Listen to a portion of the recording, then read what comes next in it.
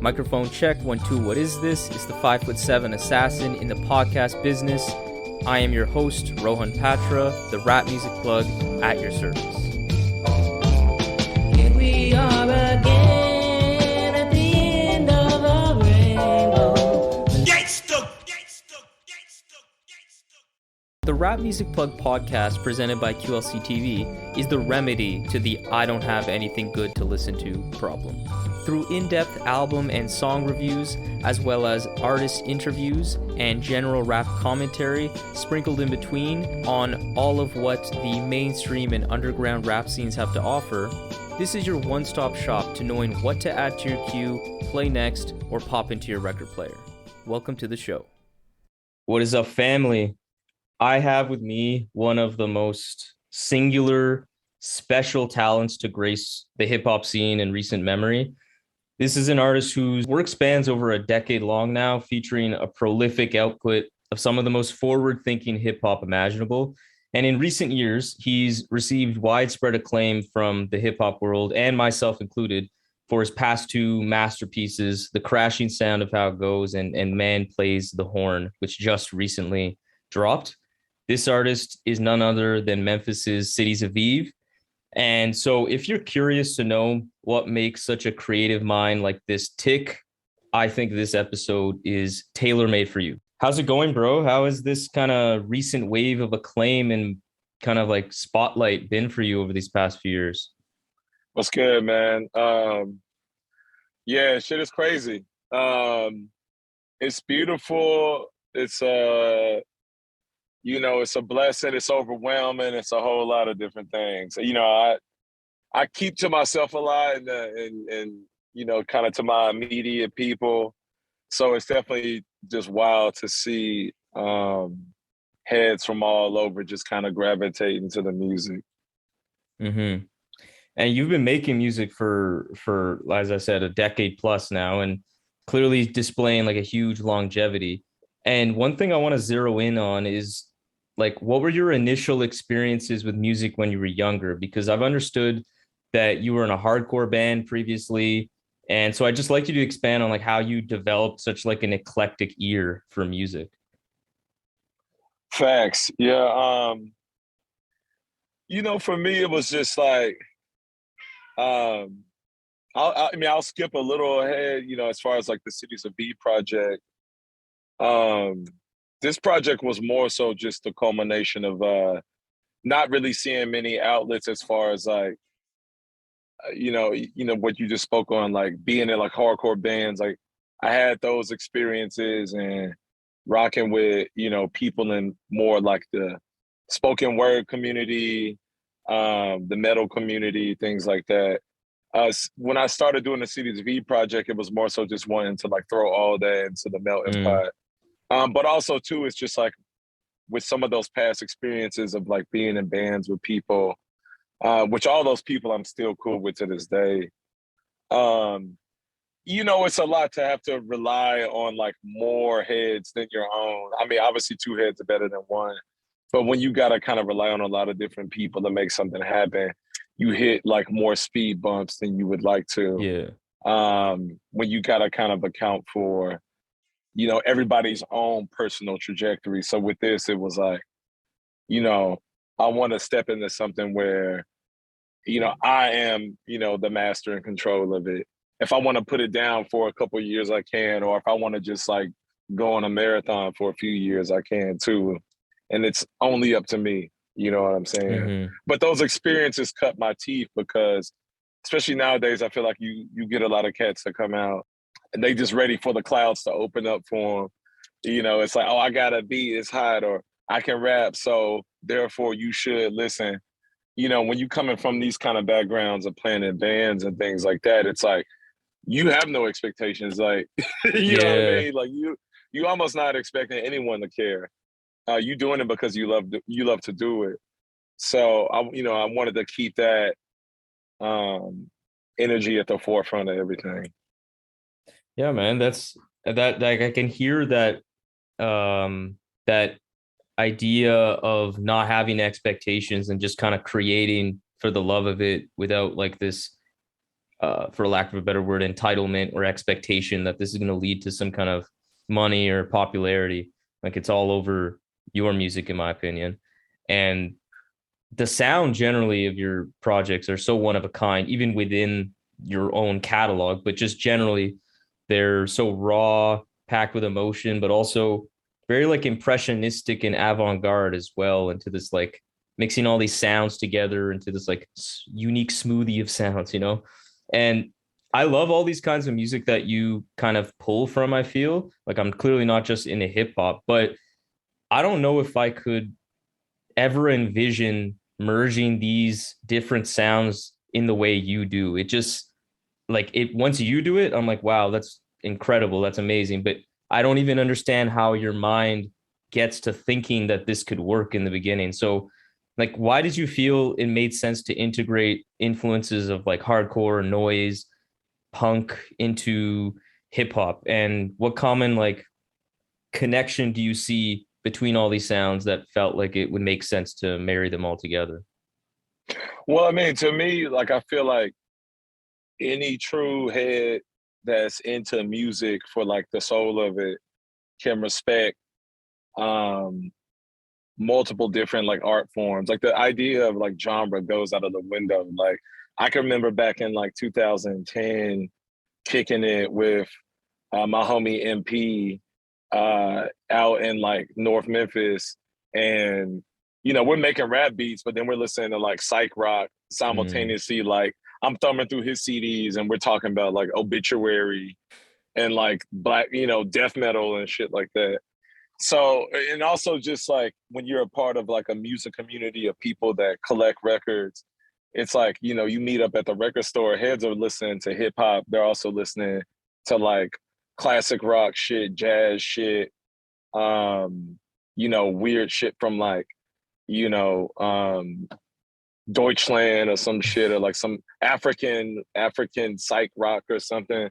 Um, post punk music, whatever. So people are just trading music because they love the soul of it.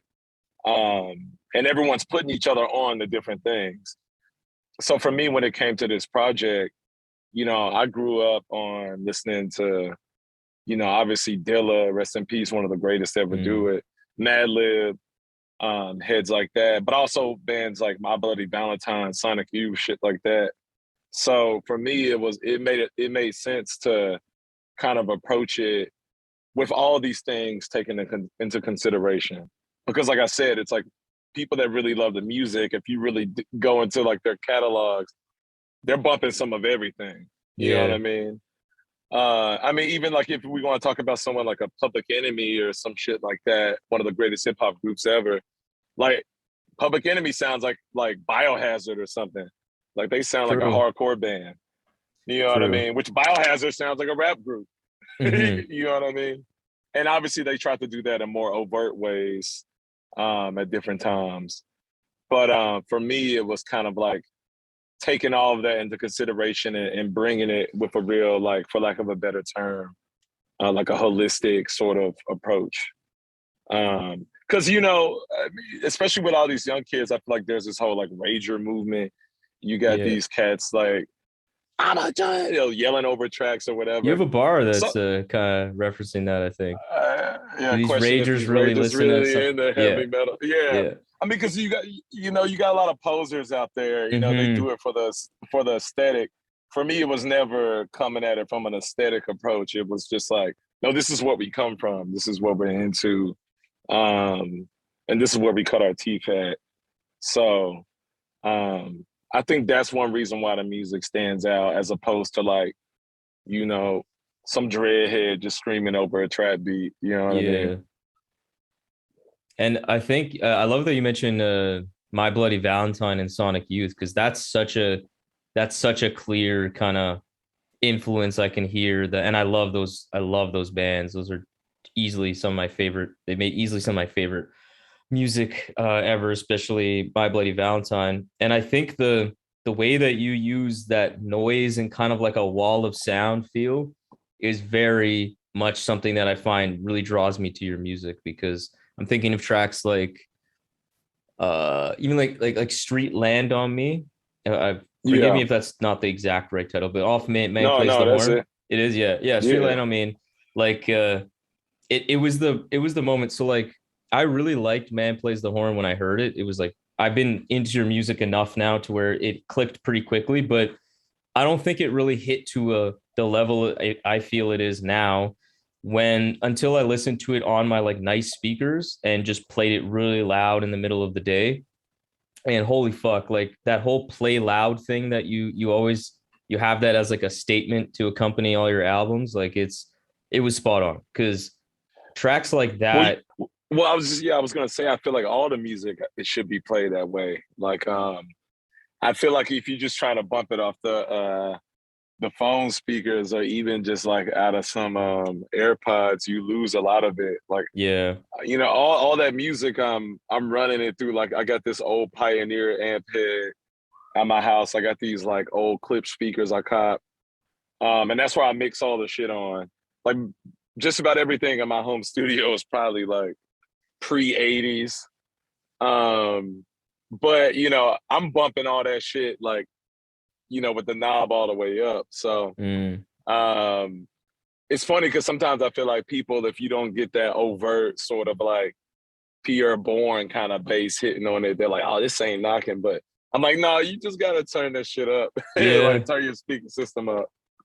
Yeah, man, totally. And I think the fact that you play, I didn't know that a lot of your stuff is very vintage in how you record because that was there is such a clear kind of I don't know for lack of a better word like aesthetic or just like feeling to your music that feels so vintage. Like I think I said this in the joint review I did with the Next Movement folks on Man Plays the Horn, where I was saying that it feels like this album in particular is very vintage. Like a lot of your kind of sounds you're pulling both from like a sample basis and also just like how it sounds generally is very vintage, but the techniques you create that you employ to like put it all together is so modern like and so just like in the future. So it's just like a really cool mix. It's like vintage, your view of what the past was like, but in your like current modern day eyes. It's just fucking phenomenal, I man. mean, it's definitely and big bless on that too. It's a bit of both. I mean, I don't really talk a lot about how I make the shit. People be asking, they're like, what DAWs you use? To me, none of that Mm, stuff really matters. But one thing I will say at the same time is, when you hear those beats, like I'm live recording myself, like making those beats, and nothing is like, sequence in a traditional sense of, oh, here's a loop, and then I just place it 30 times and then you get the mm, beat. Like all those tracks you hearing, any like flutters, filters, whatever the fuck, it's all like live recorded. And even to another extent, like some of the vocals, are like freestyled, yeah. just hidden record and just hopping on and spitting. Which to me is the essence of hip hop music. If we want to talk about it, it's like cats hanging out in the park and somebody spinning break beats and chopping loops and then MCs on the microphone. Um, we could draw a comparison to like punk rock music or something like that. But, a while back I was speaking on how when I'm chopping the beats, that's my riff. And then I'm the man on the microphone controlling. Mm. So, as far as the sound on those records, it's like I wanted to bring that original hip hop feel and push it to the max. Man, that's I love the way you say that. And hearing that you do a lot of this live, like I'm thinking of Cinema Club in my head right now. 'Cause that shit is fucking like crack, but it's like one of the nuttiest beats I've ever heard. And it's just crazy to Yeah, imagine big you doing blast. that all live. Like that shit is just insane. Oh Fucking yeah, that was insane. just straight up But like made the beat like 10 minutes and then didn't even write it. I was just singing the song to myself and I was like, damn, this is the feeling right now. I just hit record and put the stamp on it.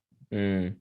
And I think you've kind of touched on it a few times now, but the way you use your voice in your music is really one of the most special parts of your craft, in my opinion. In that it is like reminiscent, like you said, of like those kind of punk and noise hardcore forms. But again, the way you do it is still so hip hop. And I just find the way you'd use your voice is one of the key reasons I feel a lot of people, if they're new to your music, will be really thrown for a loop early on and will may need to kind of take some time to really get with it. Because it breaks a lot of like quote unquote rules in hip hop, if you will. So like my question is like, what do you think rapping in such a unconventional, at least by hip hop standards, and raw way does to your music? Like, what does it bring, do you think? Well, to me, it's the immediacy of it. You know, I when I think about rap music, hip hop music, like I love someone like a RZA, MF Doom, just as Mm, much as I love like a Playboy Cardi. So like someone might say like a Playboy Cardi isn't necessarily valid, but to me, on the opposite, like he's just as valid. He's an MC and he's just expressing himself using his voice as an instrument. And sometimes I feel like people get so caught up in the linguistics of it all that they even lose touch with the voice being well, an instrument or even just interesting, like on a recording. You know what I'm mm, saying? I mean, I also come from a background of like, you know, poets and singers. Like my mom did poetry.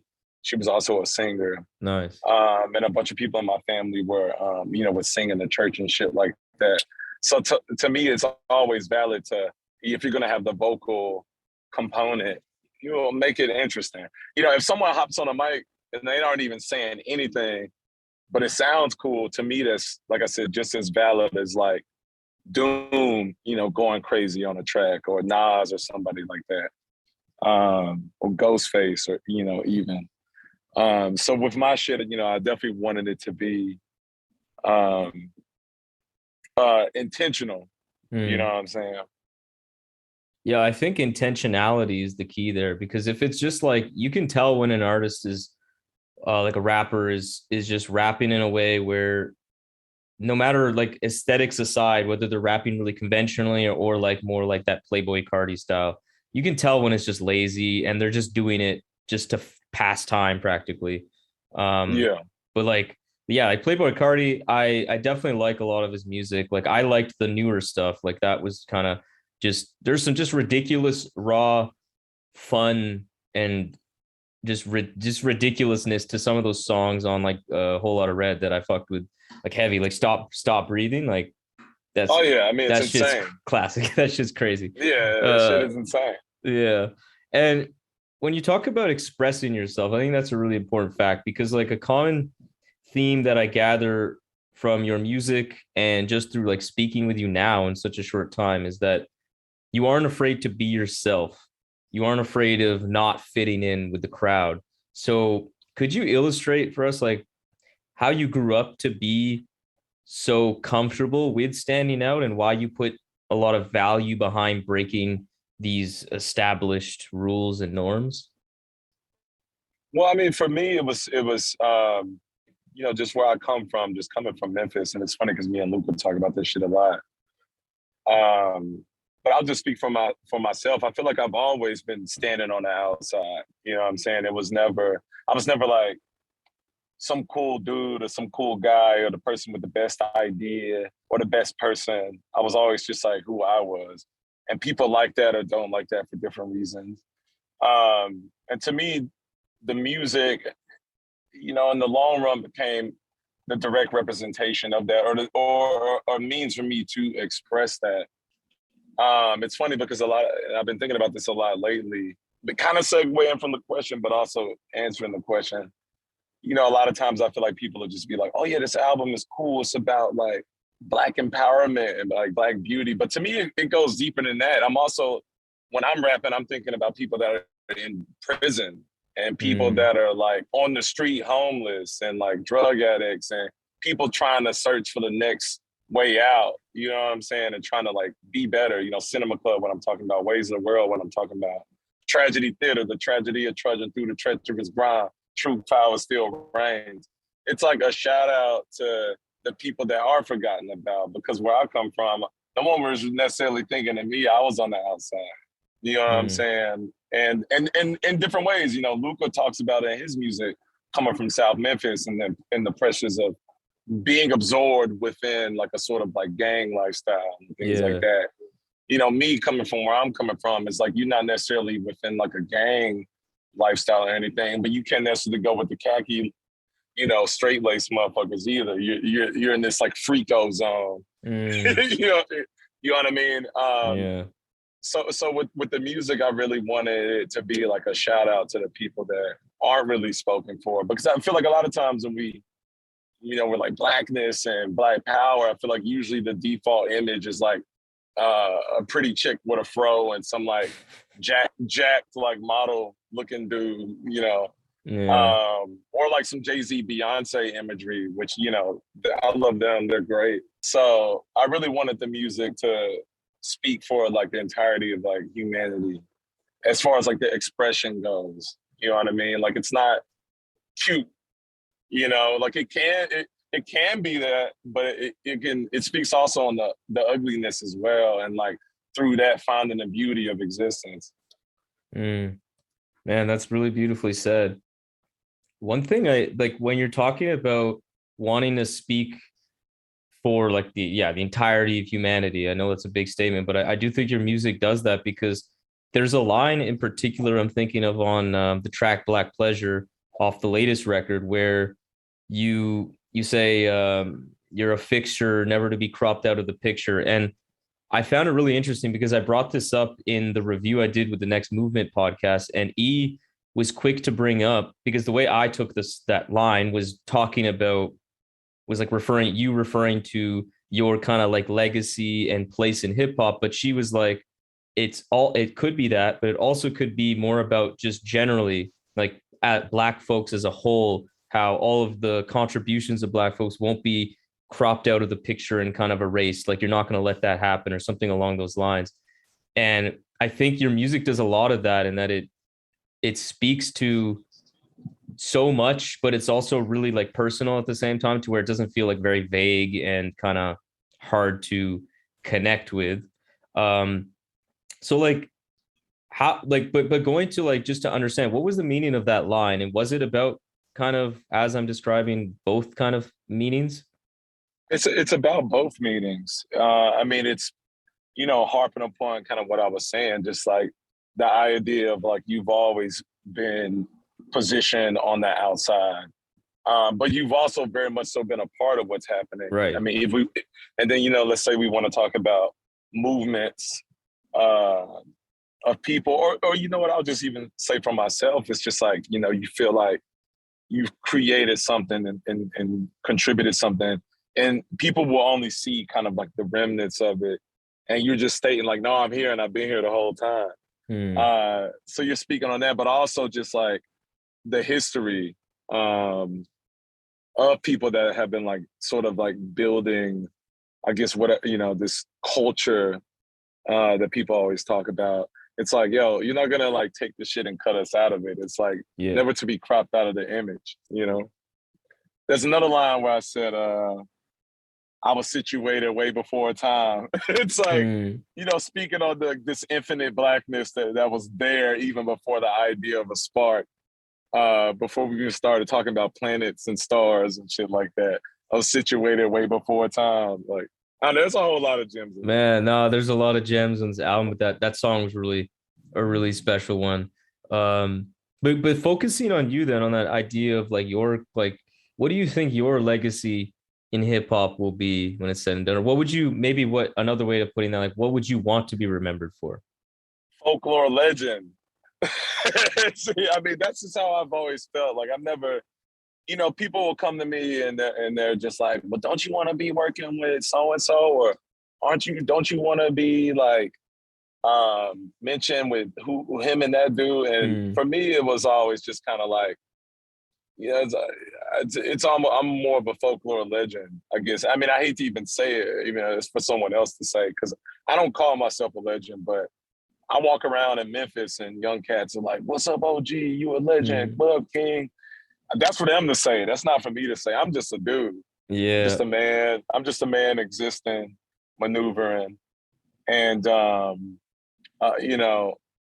in the long run, you know, as far as the catalog goes, I'm definitely building for the long game. The more like full body discography is, you know, what I've been working on. But at the same time, I just see it as like a folklore legend. But all these Memphis MCs, you know, believe it or not, it's like a lot of the best like rappers, the best like soul music that's come from Memphis, you know, people weren't caring about any of that stuff until like after the fact. And you know, it's funny, especially as of late, because you know people have been finding like the crash and sound, and or they've been finding Man Plays the Horn. So then they just like bombard me with all these cool. Oh, what do you do? Oh, it sounds like this. What do you think about this? And I'm just like, man, I really don't care. Like it's kind of like there's a really good Bob Lady Valentine interview with Kevin Shields. It's just like they're like, everyone likes you guys now. What do you think? And he's like, man, they didn't care about it then, so why should I give a fuck that they like it now? It's like I appreciate it, but I'm not vying for placement amongst like you know, these popular, you know, people that, you know, a lot of people want to talk about. And it's no disrespect or anything, it's all love. I mean, there's a million great artists out. I mean, music is in a really interesting place right now, to say the least. Yeah. But just speaking for myself, I just see it as more of like a, you know, it's a folklore legend. The music speaks for itself, and the people will carry that on. And it's just up for me to give them that music. You know, in the long run, you know, I make the music, I give it to the people, and they carry it on. But I'm just saying, I felt like at other moments in my life, even where I might have been, you know, people wanted to hoist me up in certain positions, I still felt the same feeling of growing up and still being on the outside looking in. You know what I'm saying? So I was like, I'm gonna just play my position. This is where I'm at. And, you know, people fuck with it, they fuck with it. And if not, it's all love, you know? Yeah. And, you know, so your home Memphis, it's clearly intertwined in your work. It's a crucial influence, both like I feel in a sound way, but also in like kind of the subject matter and the stories that you bring and paint in your music. But for those I feel that are maybe the first time they heard you was through Man Plays the Horn just this past month, like who aren't as familiar with you, could you explain like how Memphis informs your music? It's actually funny because I was talking to a homie earlier. We were talking about how like Memphis is kind of like this time chamber on some nerd shit. Like, yeah, it was a Dragon Ball Z. They go to the time chamber so they can train, and like years pass on the outside. Memphis is kind of like that. Memphis is like 10, 15 years behind at all times. But it's a thick place. Like it's real thick, real like soulful place. At least for me, and even kind of what I was speaking of on the question before, you know, a lot of my influences, or maybe I didn't say directly, but a lot of my influences were, you know, soul groups that, you know, they were just cutting their teeth and just making crazy music. And it wasn't like people were really caring about it elsewhere. I mean, you could even argue that, you know, a lot of the Memphis legends, like people weren't really caring about that until like 10, 15, 20 years into their career, way after the fact. You know, it's like people just now were geeking on like the Tommy Wrights in the past like 10 years. These dudes have been doing this kind of stuff forever. You know, Shorty Pimp and Skinny Pimp. I mean, there's a million of them, all great artists. So, I mean, I definitely got mad respect for just that sort of like focus that people were having, just kind of like, well, I'm just doing my thing and this is my realm and this is what I'm creating and I'm putting it out there. And, you know, by proxy, it might get put in the conversation with other things happening elsewhere, but for the most part, they would just focus on their thing. So Memphis is a good place for that. Cause I mean, there really isn't, you know, to someone who isn't really up on it, they might be like, well, this is this crazy music city. Like, I mean, there really ain't nothing here. You know what I'm saying? It's definitely like out of the mud. It's definitely just um, people just kind of making do with what they got. Um, so yeah, as far Yeah. as like even me and Lukah doing our thing too, it's like it comes from a lineage of we have OGs and people that inspired us directly that we were rapped with. Some of them I saw earlier. My homie Jason the Hater, who's an OG. I've done some production for him. But yeah, it's like cats like that.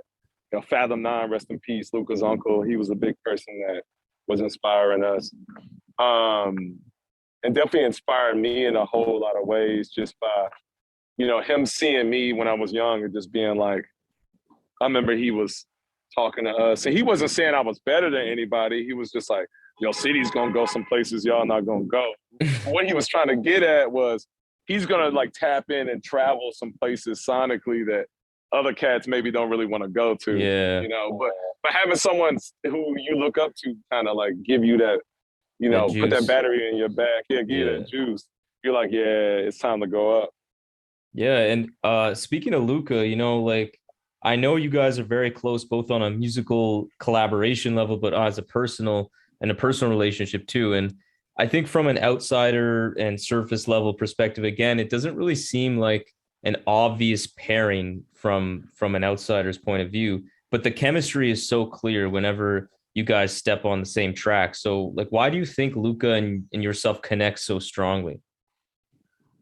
Well, I mean, the thing with him is, we're almost one and the same. There's a lot of similarities just on a personal level. It's funny. He's a Libra. It's like my brother's a Libra, so we click on that level too. But I think the dedication is one thing that kept us close over the years. Just being really dedicated to the music, and also like there's a lot of cats that they might try their hand at something and it fails, they give up. With us, it was always just like we were in love with music, so it was like we just kept going. And even when we first started linking and collaborating, I would go to his house in South Memphis, and we'd just be up in the attic smoking and making beats and rapping. And I would just stay there. I would go to his house and just be there for weeks, sleeping on the couch, just like wake up, get something to eat, and then we back at it making music. So that dedication is definitely like what has kept us so close over the years. Outside of like just our immediate like bond, that's like he's family to me basically. Yeah, and when I spoke to Lukah back in 2021, he was saying something very similar about how you guys are actually very similar. Like I think he was basically saying something along the lines of like you guys just are generally on the same wavelength when it comes to approaching things, but the way you approach them are different. Like he may say something in a way that you would never think of saying it, and then vice versa. You would say something or in a certain way or strike a certain tone that he would not think of doing. And like that's what makes your kind of chemistry work so well, because you complement each other so well. Yeah, very complimentary. Like, we keep each other in check. I definitely get spaced out in my head, and he'll just be like, "Hey man, you thinking too hard about this shit?" Like, da da da da, boom, and then like, "All right, bet, you're right." And he might be thinking about some shit. I'm like, "Yo, what about this?" He's like, "Yeah, you're right." So we catch each other, but then we'll also be like, I might say something. He's like, "Yo, I was literally thinking the same thing." Mm. You know what I mean? So yeah, very similar for sure. And so, in these past few albums, really from Gum all the way to this latest Man Plays the Horn from this year, I feel like that there's like an emotional progression that you're kind of displaying for us from Gum. Like I'm thinking of a track like uh I Seen You Shine. I just listened to that Yeah. this morning. Just hearing that and then hearing some of the stuff we get on Crashing and then on Man Plays the Horn, it's just really beautiful, honestly, to see that kind of, because that song, man, is really, that was the first ever solo track I heard of you. I think because I only got hip to you through Lukah, and so that was the first record that I decided to press play on, and I was immediately like, whoa, this is heavy. Like this is really putting me in a headspace that I'm like, I had really nothing really what I didn't know what to expect necessarily, but damn, it's very cold, that track, and it's very Which beautiful, one? but I Seen You Shine. yeah, yeah. Like it has Yeah, that like track is that. crazy. I don't know what you even did with that. Like, I don't even know what that sound is. It feels like rain. Uh, it's crazy. But like specifically focusing on crashing first, what kind of headspace were you in with that one? Like, what sorts of emotion were you trying to explore with that record? It was so Crashing, that record is definitely like a revelatory, sort of just introspective album. Um, but yeah, it's like a almost like a revelatory record. It's hard to even really put into words the crashing sound of how it goes. It's funny because I had a whole spiel I was gonna rap to you, just like the rundown of those records, because it's a whole trajectory of just Immortal Flame was like a dedication to my grandmother that had passed away. And just that whole record was just songs I was just kind of building, and they were, kind of all over the place. And then I got the call that she had passed at like, someone called me at like 3 a.m. And Yeah. I got up and walked to the studio, and then I just started putting the album together. I was like, it has to be out like now. Like it's done. Like I can't like record anything else. Mm. So I went ahead and stamped that one down. But Crash and Sound was more of a coming out of the murk of that moment, and just kind of like a shedding of old skin. Just ripping out like what is that movie, Poltergeist? Mm. When the bathtub just ripping out of the flesh. It was stepping into something new. But also like a return to form at the same time. Yeah, I definitely hear that. I mean, when I was thinking of that record, like especially hearing Man Plays the Horn, it made it that much more clear to me. Like that like you say introspective, I 100% hear that because for me it felt very like on the songs that were a little more positive or a little more like outwardly joyful, I felt it was very cathartic. Like I'm here thinking of like how we began, or Oh, like a the thousand percent. longing on like Near You. Like those Yeah. songs are beautiful and they're really like they joyful, but it's not the same kind of joy I think we get on Man Plays the Horn, because I feel like it was like very like anxious, nervous, and like very like in your head kind of thing. Like you were still kind of getting past something, and this was like you were like seeing the light at the end of the tunnel. Because there were a lot of moments too on Crashing that were a lot more melancholic, interest, like and a little more reflective. Like my favorite, maybe one of my favorite songs is Face Pressed Against the Glass. Yeah. That one really like solidifies it, where it's not like really dark necessarily, but it's just something there that's like it's you're still kind of transitioning to something like this renewal feeling. Like I feel like that's perfect way of putting it. Yeah, what's that shit? Round of applause. Like, I had to wrap it up. I had to make it new. Yeah, it's Yeah, just like, we yeah, we stepping into we throwing these off and we stepping into this new. yeah, man. And I think you really communicated that. And I was actually in prepping for this conversation, I read one of your previous interviews you did with the guy. Actually, I know he's a really dope guy, Dash Lewis. Oh yeah, he's great. Yeah, yeah. And one part that really stuck out from that interview was you guys were talking about Bowie and this idea of a previous album of an artist could sort of maybe direct an artist to what they'll create in the future. And you said at one point you created The Door. With the next release, the door is opened, and then you just jumped into this whole other realm with it. And Yeah. I think that's super prescient, because I feel like Crashing was that kind of cathartic turning of the page, and then Man Plays the Horn is like the next logical step. I feel like it's a lot more carefree. It's less in your head and more kind of weightless, and just more calm and at peace with wherever you are in your life. And so I'm curious, like, was there? I noticed you mentioned, like, obviously you mentioned the death of your grandmother. So like once again, like sorry for that. Like I know that's must have been a big loss for you. So I know that must have been playing some part as you were recording Crashing, but were there any kind of changes in your life or life events generally that made Man Plays the Horn feel different than those previous records? And was this some kind of like emotional progression for you? I mean, definitely an emotional progression. Like, I mean, I would say like Flame, Gum. I mean, Gum, just the idea of that chewed up and spit out, accompanied by a blazing solo, just like, facing your demons type, just like, was a track, Heaven is a place. I threw my chains in the fire, in the water well. Um, that is just like, it's almost like if you've ever like taken psychedelics or anything, and it's like you're crying, you're like purging it out, you're just like Mm, getting out yeah. all these like feelings, and then Crashing Sound is kind of like the come down leading to the come up, and then Man Plays the Horn is like, I gotta sing. Um, Yeah. so it was more so just like binding the sort of loose ends of the past, just like really grabbing it and just like wrangling it, and riffing on it. Essentially, is what it was.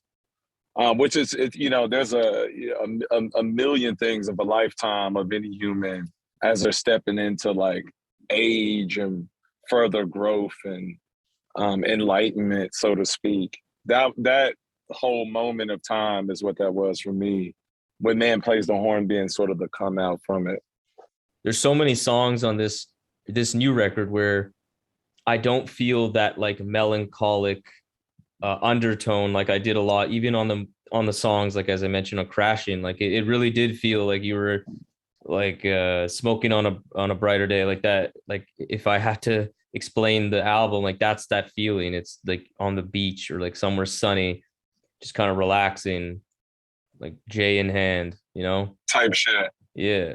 And it's beautiful. And there's so many incredible cuts of soul and jazz on this album. Subterranean Staircase, that literally could be one of the best songs I've heard in so long. That opening sample is just like incredible.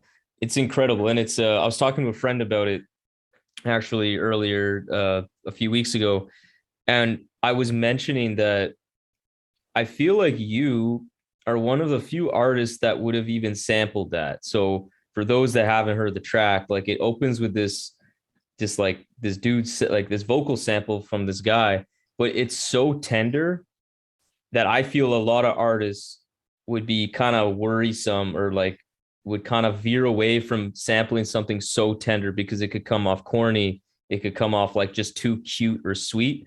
But like you do that a lot. You do that a lot with a lot of your samples, like Ways of the World, that the way that kind of tone of that sample too, it's very cute, but it's not corny the way you do it, the way you filter all your stuff that you do in your recording process.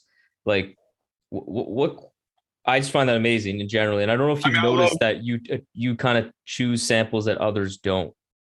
Well, yeah, I love cheesy samples. Yeah.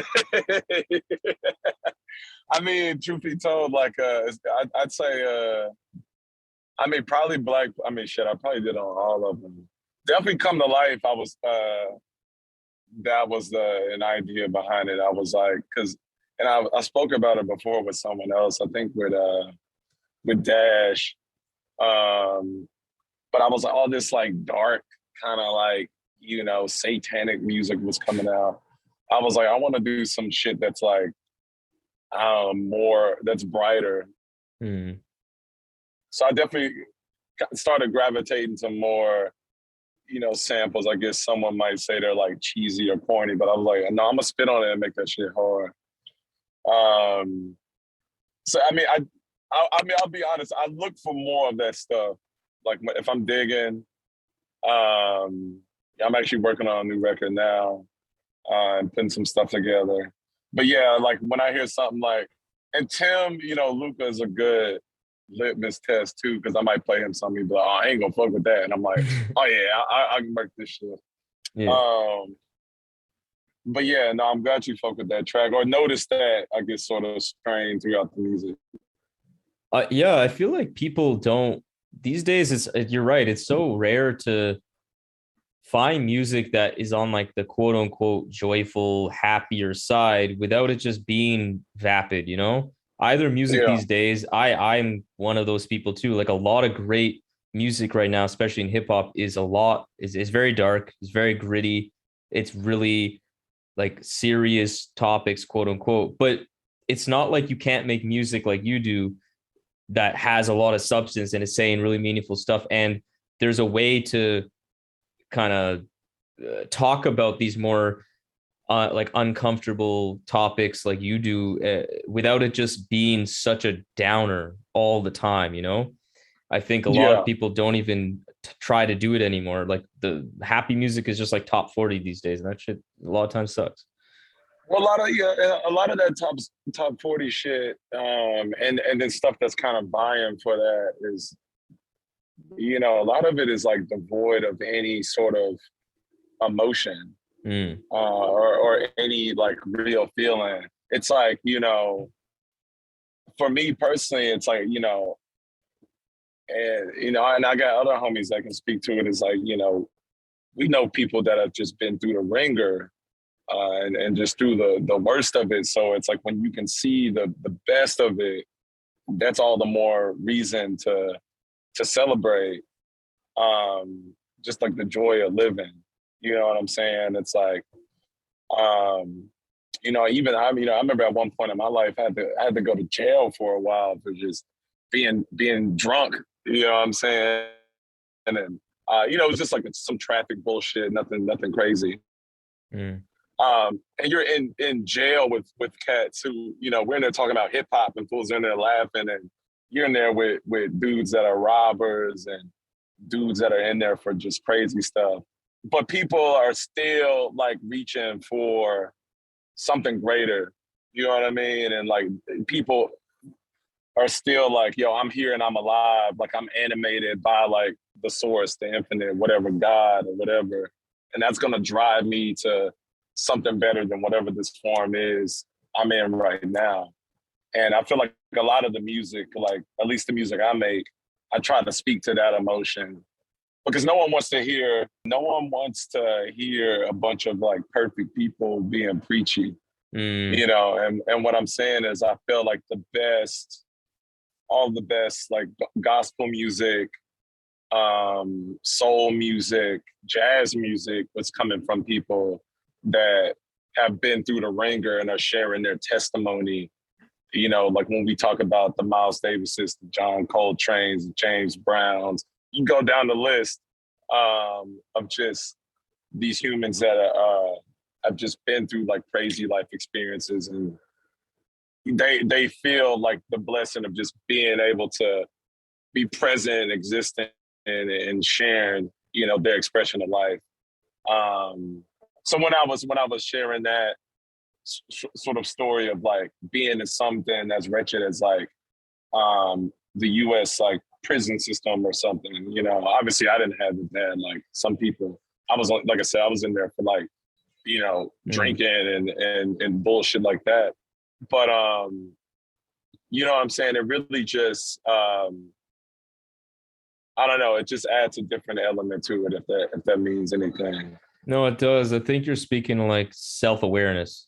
That's I think what really makes some of this like self-awareness and life experience makes what you're saying just feel different, hit different, whatever you want to say.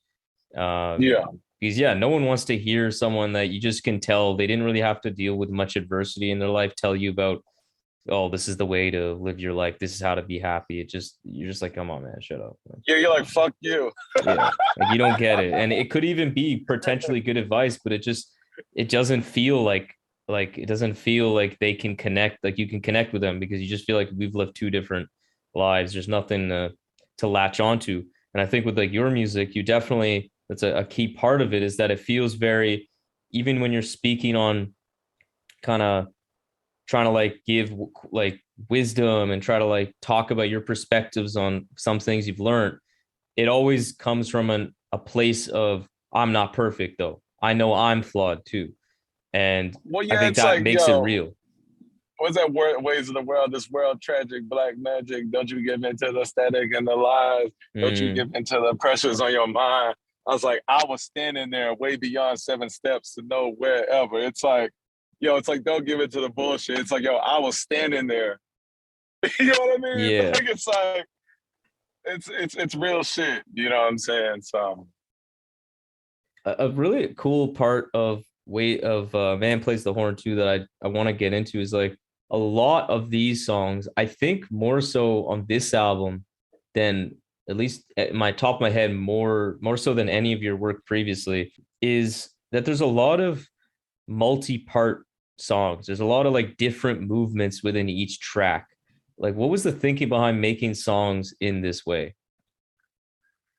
you know, some of it, you know, and it's funny because I say intentional, but it it was intentional probably just through the process of improvisation. Like for instance, like that romance song on Man Plays the Horn.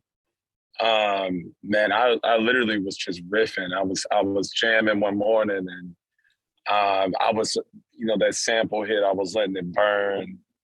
And then I just jumped and the loop found me and I just let it burn. I just let it ride. So sometimes it's a situation of just trusting the process, you know, being intentional, obviously, within your process, but, you know, trusting it and letting it go. But then, you know, you might have a song like Catalog. I'm like, yo, this verse is too hard for it to not be present. I got to bring it in there. So, you know, you might have, I'd say, for instance, like that verse from that second half was on something completely different. Oh shit! But I wanted it to be present. So I ripped it from that, brought it back, and put it on a different beat. But yeah, I don't know if I really have like a grand thing to say about the multi-part songs.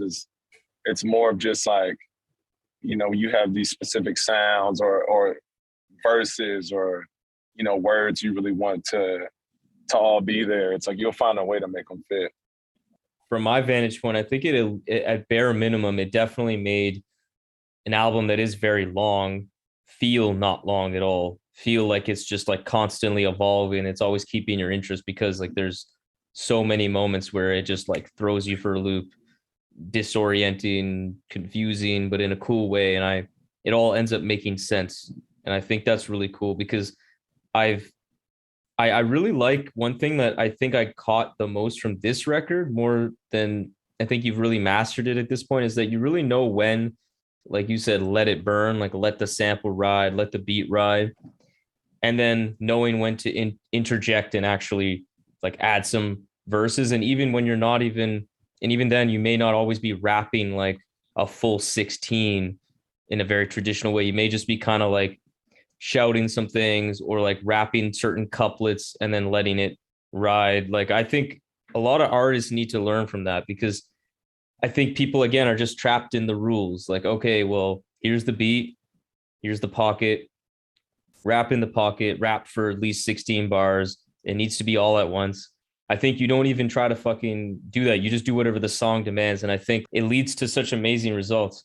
I think the track is Blues Traveler, unless I'm getting mistaken for another, where it just has a ridiculous sample. Like it's like so anthemic. It's like you like dropped a bomb. Like you just like are dropping That's one a of bomb. my favorites. Man, this shit is like, oh, I was playing at my friend's place and he has these really nice speakers, clip speakers too, I think. And just fucking just it's like a musical bomb. And you don't rap, like you don't try to rap and like overcrowd that song. Like you rap where necessary and it just makes it like work. And I think that's like a really cool aspect of your music that I really love. Well, it's like, you know, you got rock music, you got jazz music, you know, sometimes you need a solo or something, you need a drum solo or you need like a long bridge or something. It can't just all be here are my bars, here is the hook, it's like let it ride for a bit, you know. At least that's how I like to look at it. No, I love, yeah, totally. And I love that. You know, before we wrap things up, like I wanted to talk about something that just dropped from you that caught me by surprise because I wasn't fully sure it was from you. But it's Tamika's Lodge. This is a Yeah, really Tamika. dope Yeah, Tamika. Sorry for that. yeah, Tamika's Lodge. yeah. Tamika's Lodge. Yeah, it's a Tamika's Lodge, dope project. Really enjoying it, and you put it out under the African American Sound Recordings moniker. Like, what is the meaning Yeah. behind that album title, and like why generally release this project under a different name? Because I know you have multiple projects under different names, so I just kind of a general question. What does that like do for you creatively? Well, I mean, it's just, I can't just do a million Cities Aviv drops. But I mean, I'll just, You can. It's not against the rules. You can if you'd like. We would accept it. I mean, I guess I could. I mean, I've been doing the African American Sound Recordings Project for a few years. Um, the name just kind of stuck. As far as like the project title, I named it after my cousin Tamika. My cousin Tamika used to do my hair when I was a kid, Oh, and nice. she's so funny. Uh, I saw her probably a couple months ago. Like, "Hey, Gavin, what the fuck you got going on?" I'm like, but yeah, she's turned up. But yeah, like I love her so much. Like, so anytime I can like shout her out, I do. Um, but yeah, I came up with this idea of like a bed and breakfast in outer space that's run by my cousin Tamika. Um, but it's like a bed and breakfast to like escape just all the bullshit going down on Earth. Hmm. Which obviously a time like now, I'm like, damn, I wish I could just leave this planet for a bit. Yeah, that was just the whole idea behind that project was, something to shout her out. But also I wanted to kind of harken back to the sort of like early 2000s, like beat albums that were coming Hmm. out, like late 90s, early 2000s. Like you had like Madlib did that DJ Rails project, which was really sick. Right. There was also, introducing DJ Shadow, which is a classic. Um, Totally. and there's this one cat. There used to be a label from Memphis called Memphis, and man, I'm forgetting the name of this one album. But there's this cat, Dante Carfagna. I might be fucking his name up, but he Express Rising. Yeah, he did this project called Express Rising that was like this really dope beat tape. But yeah, I just want to shout out the sort of like long form listen like beat project, but not like a beat project. I feel like Bandcamp is full of those. Hmm. Obviously it landed on Bandcamp at some point, but for me it was like a sci-fi album, I guess, so to speak. Yeah, I think the space feel definitely came across. That's like really clear, and I think it's just really cool. Yeah, it has that like transportative, if that's a word, kind of feel where yeah, you are kind of like brought to somewhere else other than where you're at. So I think Yeah, that really worked, and yeah, I really fucked with it. I think yeah, I think there is like a lot of beat tapes go on, but there's not many like this where it is that more like traditional, like old school kind of feel where it's like really yeah, long, like and is more like fulsome, like the Mad Libs used to do. Which yeah, I fuck that DJ Rel's project. yeah. That's That nice. project is crazy. Yeah. All right, man. Well, this has been a really fantastic discussion. I before we wrap though, I want to give you a chance to shout out any upcoming work you got. I know you mentioned you're working on a new record. What else you got? Yeah, I'm working on a new record. There's a project coming out soon with one of my homies from Atlanta. Um, this project, Repeating Angel. We dropping on Dot Audio Arts. Also Nice. got me and Lukah got the Savior's Day. That's still in the chamber. We working on that right now too. Was that like a The new Luke. collab album between you two? We got some stuff in the works. Okay. Okay. Yeah, we got some stuff in the works, but then also the Lukah album that's on the way. Mm-hmm. Me and the homie Outside Source were just chopping it up. We got some stuff we probably about to start working on soon. Yeah, it's a whole bunch of shit on the way.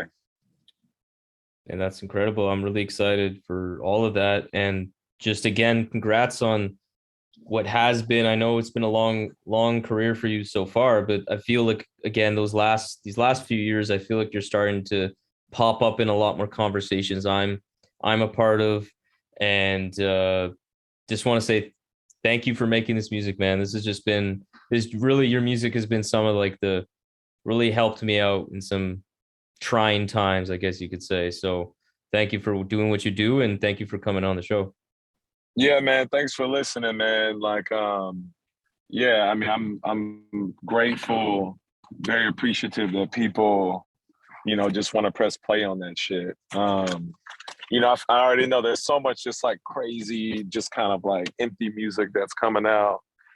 Cats that want to, sell you the gun, rap to you how to use it and how to kill yourself. I'm like, fuck all that. We trying to live. Yeah, man. Yeah, we on some other shit on this side. So, but yeah, thank you so much for having me on, man. Big love. And yeah, I hope to speak to you again soon. Yeah, man, for sure. Take care. Yeah, big bless. For sure. Peace. Peace. So there we have it, another episode of the Rap Music Plug podcast presented by QLC TV. I hope this episode gave you some new perspectives and insights into what the greatest art form known to man in hip-hop music has to offer. If you want to support the show in the most meaningful way possible, it would be my absolute honor to have you as a patron in the new Rap Music Plug podcast Patreon. Through this Patreon, you will be getting exclusive content such as bonus episodes, exclusive album recommendations, exclusive playlists, early access to episodes, and more. And above all, though, you will be able to support the show directly in a way that will not only justify the crazy amount of time I spend on this show already, but allow me to cover some of the expenses related to supporting all of these great artists that we cover on the show through the website, and will allow us to sustain and build on this amazing growth that the RMPP has experienced recently. Big shout out to Dano of Free Music Empire, Levy, Mahima, Jeff, Mitch, Dash Lewis, Pancake Cleaner, Trey, Fatman Tomb, and Khalid for your generous support through the Patreon. I really appreciate it. So if you have any questions about any of the Patreon stuff, or just want to keep tabs on the show, interact with me on rap music and all the great stuff that we can talk about, follow me on Twitter and Instagram at rapmusicplugpod, or shoot me an email at qlctv.podcast@gmail.com. You can also rate and review the show on Apple Podcasts and subscribe on YouTube and Spotify as well. But that's enough self-promotion for this episode. I hope you enjoyed it. Peace.